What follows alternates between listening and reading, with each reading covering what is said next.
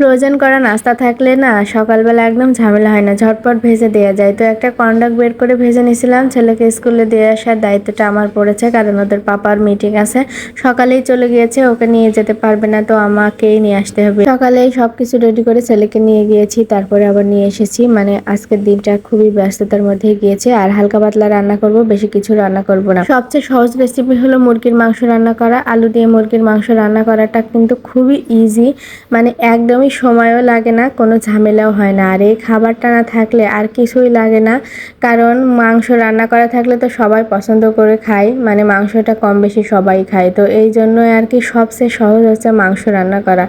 তো আমার কাছে তো এরকমই লাগে, জানি না কার কি কেমন লাগে। আমি হচ্ছে খুব সহজে যখন মানে রান্না করতে চাই, ঝামেলা কম করতে চাই, তখন কিন্তু রান্না করে ফেলি মুরগির মাংস। তো আমি মুরগির মাংস রান্না করতে করতে নিজের জন্য 1 কাপ কফি বানিয়ে খেয়ে নিলাম। রান্না করতে করতে খাওয়া ছাড়া একদম সুযোগই হয় না, ওই সময়টাতে বের করাই যায় না, কারণ আমার 2টা বাচ্চা, ওদেরকে টেক কেয়ার করা, ওদেরকে নাস্তা করানো, খাওয়ানো, তারপরে ওদেরকে একসাথে তো রাখাই যায় না। সব কিছু দেখতে গেলে নিজের জন্য একদম সময় বের করা যায় না, মানে সকাল থেকে বিকাল পর্যন্ত আমার খুবই ব্যস্ততার মধ্যে সময় যায়। আমি এই যে সবজিও রান্না করছিলাম, 5 মিশালি সবজি চিংড়ি মাছ দিয়ে, এই রান্নাটাও কিন্তু ভালোই লাগে, 2টা হলেই হয়ে যাবে। আর মুরগির মাংস রান্না করতে তো একদমই দেরিই হয় না, এই মাংসটা রান্না করতে খুবই কম টাইম লাগে আর কি। তো এইভাবেই রান্না করে নিয়েছি, যে মাংস রান্নাটাও শেষ, ভাতটাও বসিয়ে দিয়েছিলাম। তারপরে কিন্তু একটু আম কেটে নেব, বাচ্চাদের আম পছন্দ, ওরা খায়। তো এই সময়টাতে আমি প্রতিদিনই প্রায় ফল দেওয়ার চেষ্টা করি।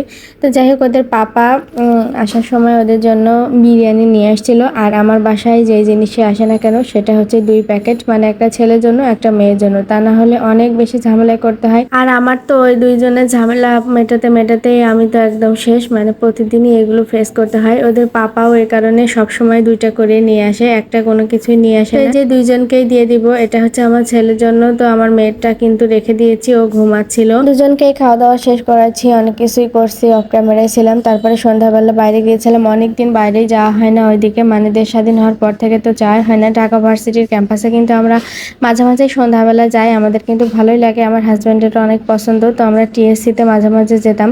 কিছুদিন আগেও টিএসসিতে গিয়েছিলাম, তখন কিন্তু টিএসসির এরকম রূপ ছিল না, এখন কিন্তু একদম নতুন নতুন করে সাজিয়েছে। আর স্টুডেন্টদের জায়গায় স্টুডেন্টরাই কিন্তু বুঝে নিয়েছে। আমরা যখন কিছুদিন আগেও টিএসসিতে গিয়েছিলাম, তখন কিন্তু বেশিরভাগই বহিরাগতরা ছিল, সবই বাইরের মানুষ, কিন্তু এখন সবই স্টুডেন্টরাই ছিল। এখন দেখতে কিন্তু অনেক ভালো লাগছিল। আর এদিকে আমার ছেলে এই ক্যান্টিনে আসলে তো খেতে চাই, ঢাকা ভার্সিটির এই ক্যান্টিনে আসলে কিন্তু এই চিকেন প্যাটিসটা খাওয়া হয়। এই চিকেন প্যাটিসটা কিন্তু অনেক বেশি মজার, যারা যারা খেয়েছেন তারা তো জানেন, গরম গরম খেতে কিন্তু ভালোই লাগে। তো আমরা নিয়ে নিচ্ছিলাম। আর এদিকে ভেতরে ঢুকেই দেখলাম সবই স্টুডেন্ট, বাইরের কেউই ছিল না তেমন, মানে স্টুডেন্টই ছিল।